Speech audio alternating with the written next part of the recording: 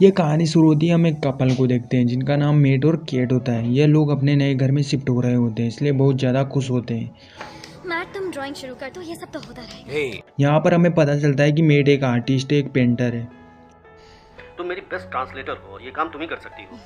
Cat एक translator है। इनका घर बहुत ही ज़्यादा बड़ा और सुनसान जगह पर होता है, जिसके आसपास कोई चीज़ नहीं होती है। बाद में कहानी यहाँ पर एक मज़ेदार मोड़ लेती है। मेट को एक चाबी मिलती है और यह चाबी होती है एक सीक्रेट रूम की। यह दोनों उस रूम को भी ढूंढ लेते हैं और जब उस रूम को खोलते हैं तो वह रूम ही बहुत ही ज़्यादा डार्क होता है। घर की सभी लाइटें लपझप होना चालू हो जाती है, लेकिन ये इस पर ध्यान नहीं देते और उस रूम को बंद करके यहाँ से निकल जाते हैं।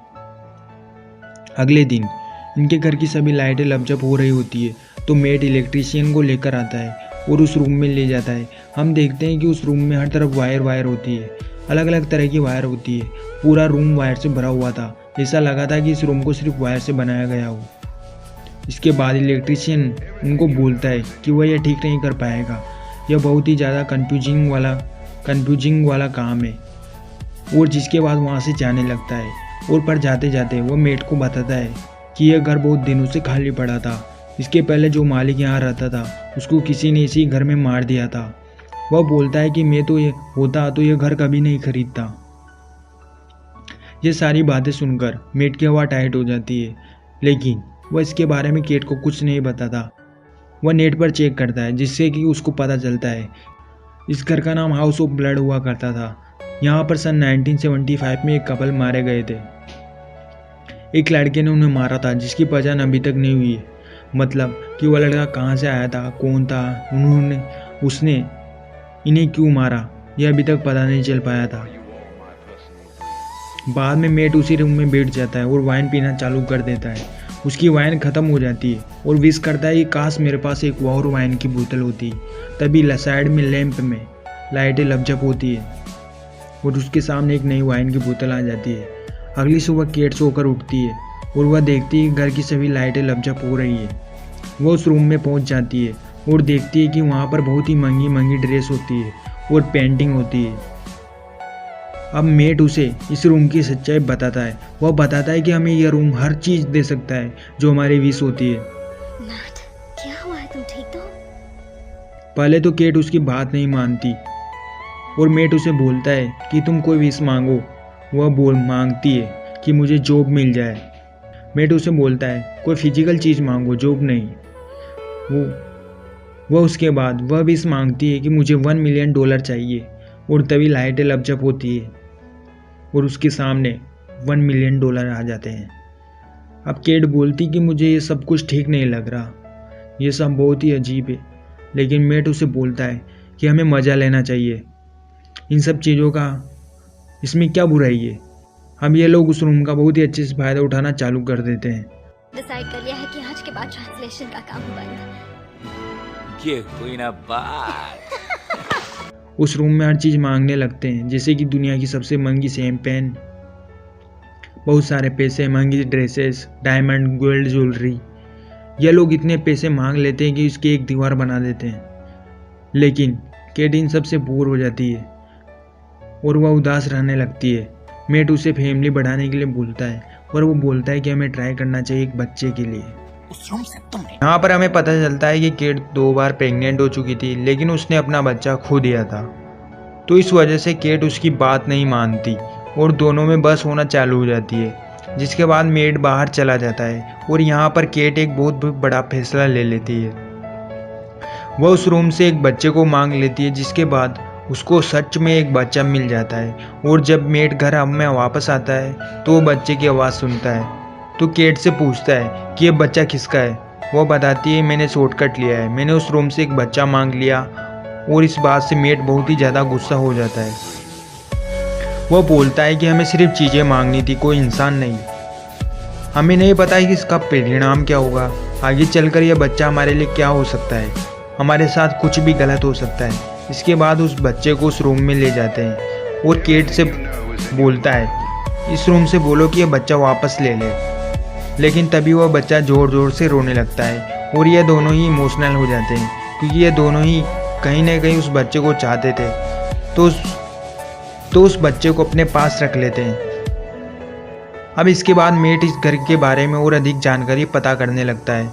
उसे पता चलता है कि जो कपल यहाँ पर रहा करते थे उस रूम में के कहने पर उस लड़के ने उन्हें मारा था।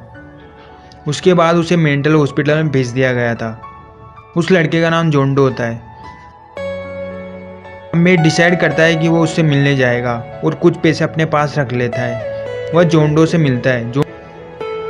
जोंडो उसे बोलता है कि तुम लोग बहुत ही मज़े कर रहे होंगे, उस रूम में नए नए कपड़े मंगा रहे होंगे। उसके बाद वह यह भी बोलता है कि तुम उस रूम को जितनी जल्दी हो सके वहाँ से छोड़कर निकल जाओ। मेट उससे पूछता है कि तुमने उस कपल को क्यों मारा।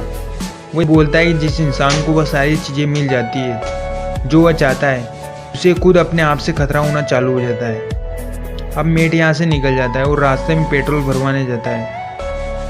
जब वह अपनी जेब चेक करता है तो वहाँ पर पैसों की जगह मिट्टी होती है। और यहाँ पर इस रूम का एक और राज खुलता है। इस रूम में कोई भी चीज़ अगर इस घर से बाहर जाएगी तो वो मिट्टी बन जाएगी।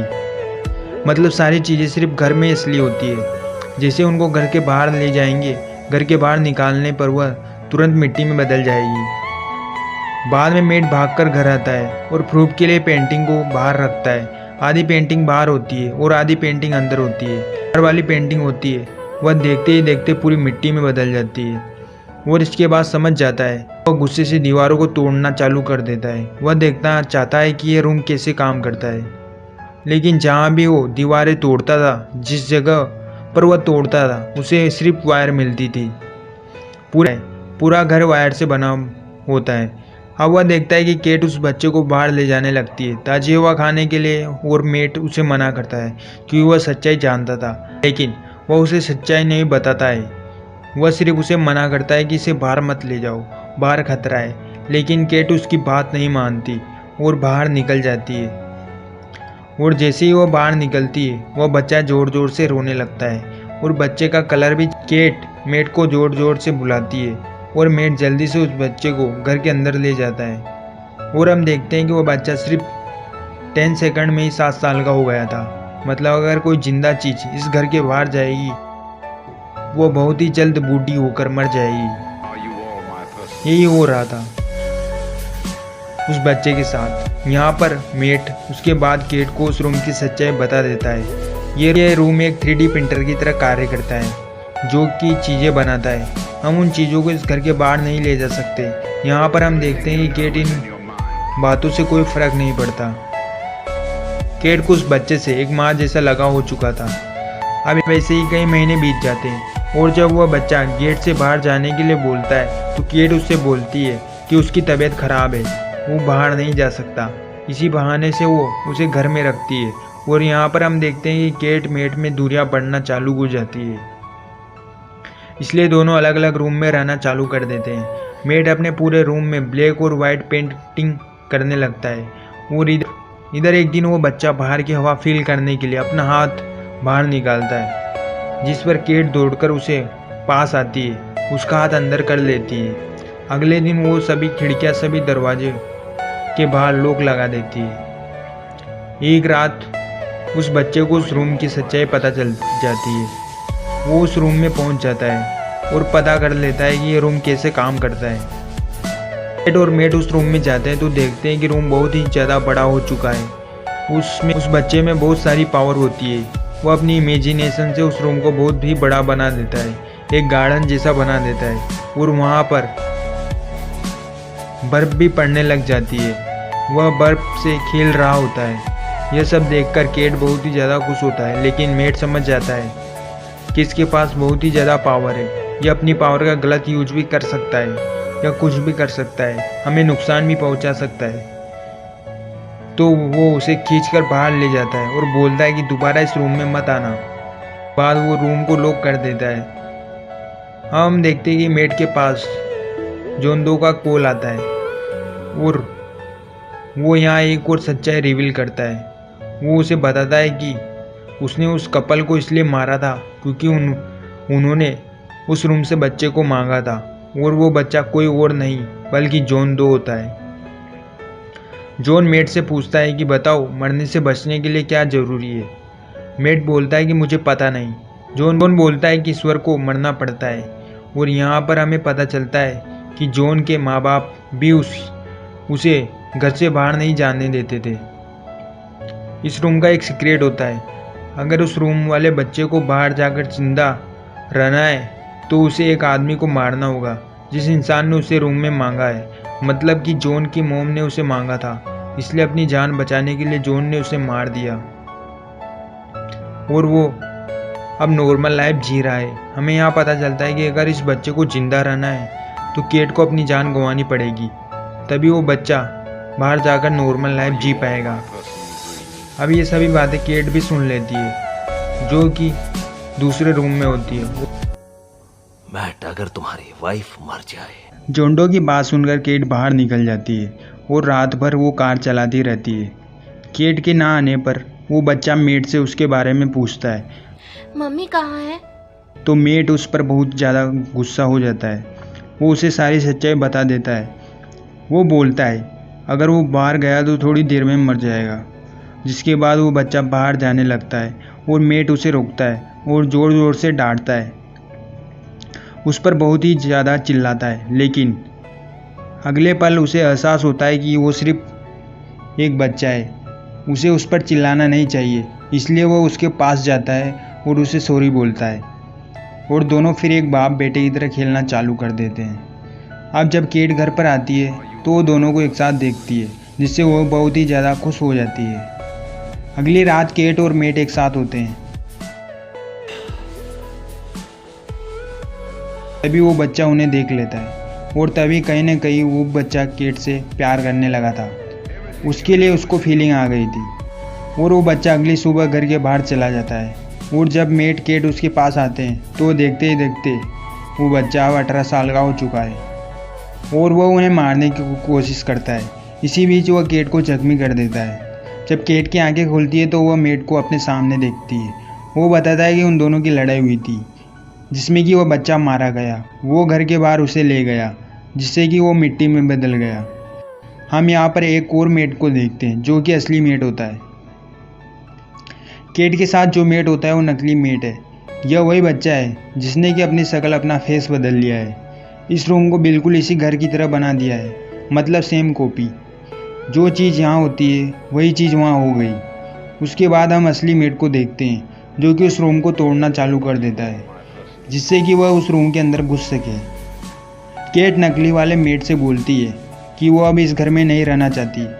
थोड़ी देर बाद नकली मेट उसके साथ ज़बरदस्ती करना चालू कर देता है जिससे कि वह समझ जाती है ये नकली मेट है और भागती है और गिरकर बेहोश हो जाती है। और अब यहाँ पर असली मेट भी इसी रूम के अंदर आ चुका है जिससे केट कंफ्यूज हो जाती है कि असली वाला मेट कौन सा है। वो दोनों को पहचान नहीं पाती और तभी केट को एक आइडिया आता है। वो ज़ोर से बोलती है इंसान है और वो नकली वाला मेट उसकी तरफ देखने लगता है और वो समझ जाती है कि वो नकली है और उसे गिरा कर बेहोश कर देती है। वो इस रूम से भागना चालू कर देते हैं, लेकिन उस रूम के अंदर जो बच्चा होता है वो इस रूम को पूरी तरह से बदलना चालू कर देता है। मतलब वो इस पूरे रूम को कंट्रोल कर सकता था जिससे कि वो लोग इस रूम से निकल नहीं पाते, उस रूम में फंस जाते हैं। यहाँ केट और मेट अपना दिमाग चलाते हैं। ये लोग उस रूम से नकली केट और मेट मांगते हैं जिससे कि वो बच्चा उन्हें असली समझने लगता है और उन्हें जख्मी कर देता है। लेकिन तभी असली वाले केट और मेट बाहर से भागना चालू कर देते हैं और वो लकीली उस रूम से बाहर निकल जाते हैं। अब बच्चा उनका पीछा करता है और मेट उसे बाहर आने के लिए एक्साइटेड करता है, जिसके बाद वह उस पर कूद पड़ता है और मेट उसे बाहर खींच लेता है और केट अंदर से दरवाज़ा बंद कर लेती है। और अब हम देखते हैं कि वो बच्चा बूढ़ा होने लगता है